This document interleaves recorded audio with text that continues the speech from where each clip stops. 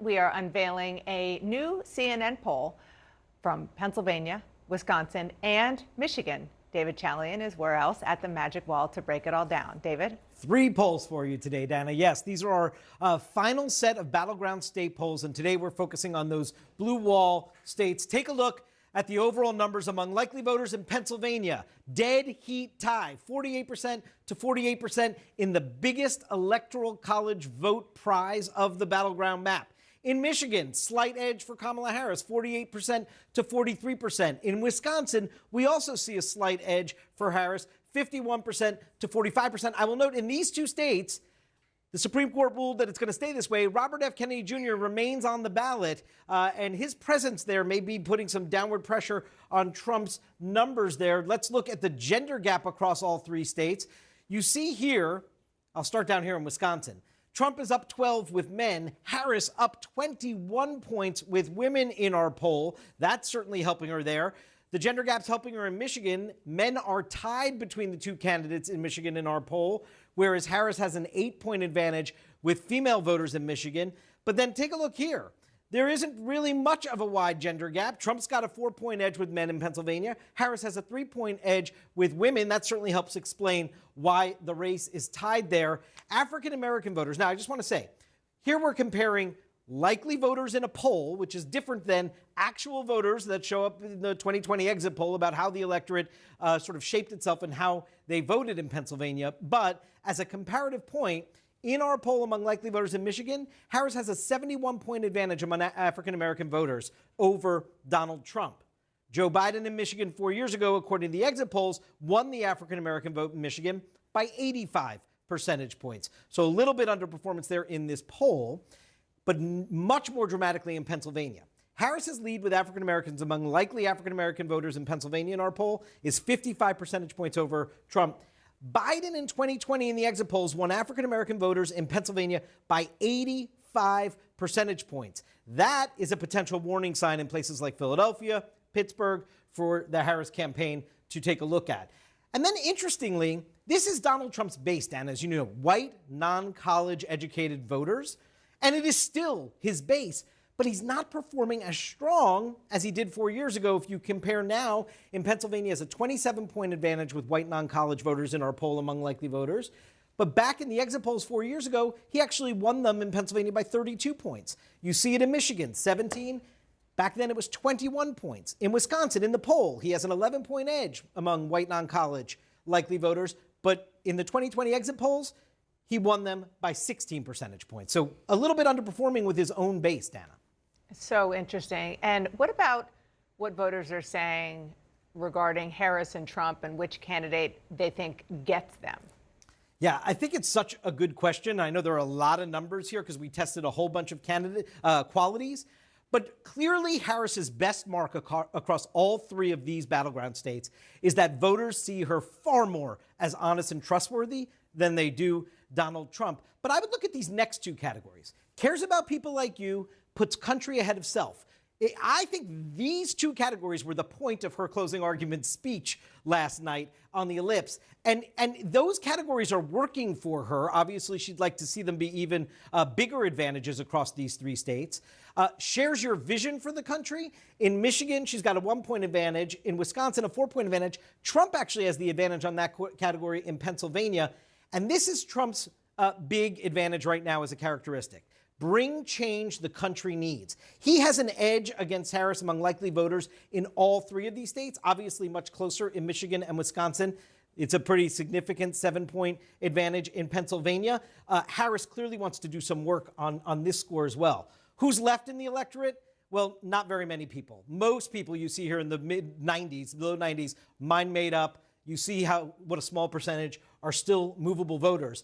And what about those that already voted? Now, we asked people, so among likely voters in our polls in all 3 states that tell us they've already voted, Harris is actually winning the people who tell us they've already voted in all 3 states. I would just say it's about a quarter in Pennsylvania and a third in Michigan and Wisconsin. Not as big a share as we saw in our poll yesterday in Arizona and Nevada, where they have a bigger tradition and a longer tradition of participating prior to Election Day, Dana. A lot to digest there. Thank you so much, David. We'll see you in approximately 5 seconds, digging into all of this, in addition to David, is Bloomberg and CNN's Nia Malika Henderson, Politico's Meredith McGraw.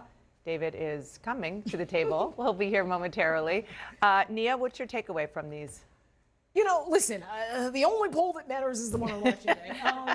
I've heard that somewhere. I just coined it just now. Listen, we'll see what happens. You could tell the work that Kamala Harris needed to do last night, arguing that she's the candidate for change, arguing that she would restore sort of normalcy and decorum and unity in the White House. And you saw her make that implicit comparison. There she was at the ellipse where Donald Trump, of course, invoked his mob to attack the Capitol, and her essentially saying she's going to restore American traditions around inclusivity and around democracy, strong speech, and with an eye towards particularly undecided voters in those swing states, which are a sliver, about 5% at this point. Yeah. And I don't know where David is. Where's David? He's coming. He's coming. Good. He got a little. No, we'll be here in 1 second. Yes, it is a sliver of the undecided voters. Let's look at the choice for president now versus August in these 3 states. Wisconsin, as we just saw, Harris +6. August, Harris +6. Michigan, Harris +5. August, Harris +5. Are you sensing a theme here? Pennsylvania tied now in August, tied. And it's not as if nothing has happened in the world. It's not as if nothing has happened on the campaign trail. We don't have time to read all of this. This is just in less than 2 months, some of the things that have happened that have had at least a little bit of an impact on this race, but it hasn't moved the numbers. And I think that's one of the most remarkable things about the polling that we've seen come across our eyes lately, is that over the past few months, as you pointed out, we've seen all these really remarkable moments play out, whether it was assassination attempts or, you know, really scary moments on the world stage. And yet the polling remains consistent pretty much across the board. And when I talk to both campaigns, the phrase that they keep using on both sides is that they're, quote, cautiously optimistic, and they both point to, you know, their own data points, whether it's early voting or it's enthusiasm among their own slices of the electorate that they're leaning on, that they feel confident about. But it really is so remarkable that we're not seeing any major shifts here so close to the election. And it's also unusual. I mean, the stability has been a unique feature in this race across the board. Both campaigns note that as well. And so while the news developments may have been dramatic, the actual structure of the race have not had dramatic turns. But which is unusual, which is the point I know that you're making, is because how many times have we been covering a campaign and we've said, well, the one they can control their message, the one thing they can't control is what happens with regard to outside events. And a lot has happened that they can't control, but it hasn't changed the numbers. No, it's been remarkably stable through. I mean, the biggest change in the numbers we saw in this race was when the candidate changed. Of course, on the Democratic side. Which was that's not now. The parameters around this discussion is since Kamala Harris got into this race. The last 102 days. Exactly. Exactly. And just staying with the states that these polls came from that we're revealing right now, the blue wall states, we just want to remind our viewers the sort of voting records of these blue wall states. And they are usually, as you can see, obviously blue, which is why they're called the blue wall states. And they're usually pretty consistent in voting together, except for a couple of notable exceptions, like 1988, when Wisconsin went for Dukakis and the other two went for Bush.